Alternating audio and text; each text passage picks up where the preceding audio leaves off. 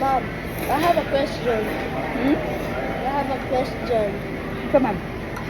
Who's more important, mom or dad? Baro ko sa'yo ng hashi. Okay. Isang hashi, ha? Then, kain ka. Kaya mo? Maybe I cannot eat. Cannot eat, di ba? Kaming dalawa ni Papa, para kaming hashi. Chopstick. Para kaming chopstick ni Papa. Hanggat maaari, magkasama kami ni Papa, mag-alaga sa inyong dalawa ni Kit. Kasi, kung wala yung isa, mahirap. So hard, di ba? Pag wala.